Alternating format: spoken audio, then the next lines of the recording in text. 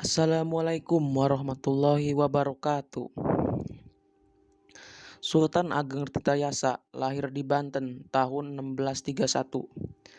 Dia adalah putra Sultan Abdul Ma'ali Ahmad dan Ra'u Martakusuma yang menjadi Sultan Banten pada periode 1640 hingga 1650. Ketika kecil, ia bergelar Pangeran Surya. Ketika ayahnya wafat, ia diangkat menjadi sultan muda, bergelar Pangeran Ra'u atau Pangeran Dipati. Dia kemudian diangkat menjadi sultan dengan gelar Sultan Abdul Fatih Abdul Fattah saat kakeknya meninggal. Gelarnya sebagai Sultan Ageng Tirtayasa dia dapat ketika mendirikan keraton baru di Dusun Tirtayasa yang terletak di Kabupaten Serang. Sultan Ageng Tirtayasa berkuasa di Kesultanan pada Banten pada periode 1651 sampai 1683. Dia memimpin banyak perlawanan terhadap Belanda.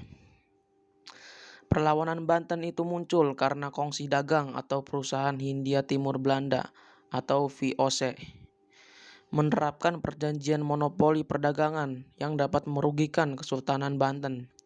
Sultan menolak perjanjian ini dan menjadikan Banten sebagai pelabuhan terbuka.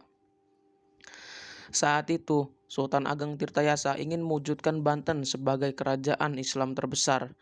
Di bidang ekonomi, ia berusaha meningkatkan kesejahteraan rakyat dengan membuka sawah-sawah baru dan mengembangkan irigasi. Di bidang keagamaan, ia mengangkat Syekh Yusuf sebagai mufti kerajaan dan penasehat sultan. Pada tahun 1683, Sultan Ageng tertangkap dan dipenjarakan di Batavia.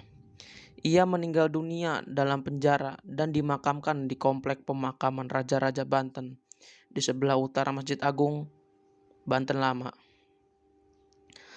Atas jasa-jasanya pada negara, Sultan Ageng Tirtayasa diberi gelar Pahlawan Nasional berdasarkan SK Presiden Republik Indonesia Nomor 45 TK tahun 1970. Namanya juga dijadikan nama perguruan tinggi negeri di Banten yang bernama Universitas Sultan Ageng Tirtayasa atau biasa disingkat Untirta.